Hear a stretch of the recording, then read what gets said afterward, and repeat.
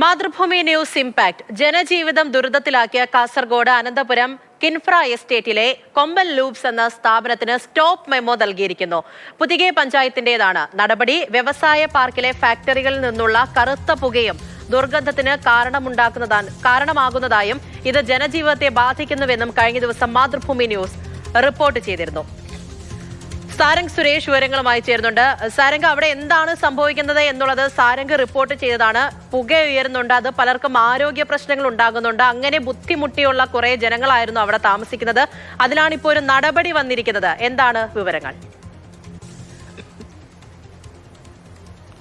പൂജ, ഈ കിൻഫ്ര പാർക്കിനോടിൻ്റെ ചുറ്റുവട്ടങ്ങളിലായി 200-ലധികം വീടുകളുണ്ട്, വിദ്യാഭ്യാസ സ്ഥാപനങ്ങളുണ്ട്, അനന്തപുരം തടാക ക്ഷേത്രം അടക്കമുള്ള പ്രധാനപ്പെട്ട ആരാധനാ കേന്ദ്രങ്ങൾ അടക്കമുള്ളൊരു മേഖലയാണ്. നിരവധി ആളുകളൊക്കെ തന്നെ വരുന്നൊരു മേഖലയാണ്.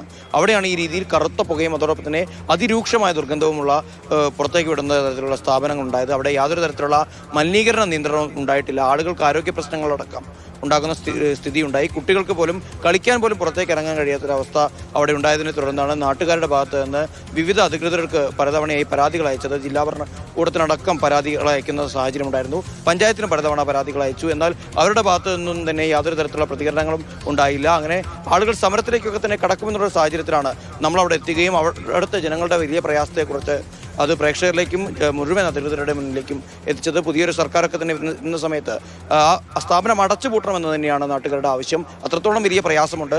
പല സ്ത്രീകളും ഇപ്പോൾ ആശുപത്രികളിൽ സ്ഥിരമായി അഡ്മിറ്റ് ചെയ്യുന്ന ഒരു സാഹചര്യത്തിലേക്ക് കാര്യങ്ങൾ മാറുന്നുണ്ട്.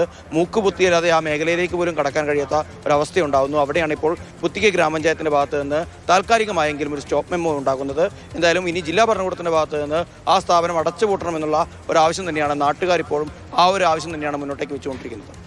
ശരി, സാരംഗാണ് വിവരങ്ങൾ നൽകിയത്. എന്തായാലും സ്ഥാപനത്തിന് ഇപ്പോൾ സ്റ്റോപ്പ് മെമ്മോ നൽകിയിരിക്കുകയാണ് പഞ്ചായത്ത്. ഇത് അടച്ചു പൂട്ടണം എന്ന് തന്നെയാണ് നാട്ടുകാരുടെ ആവശ്യം.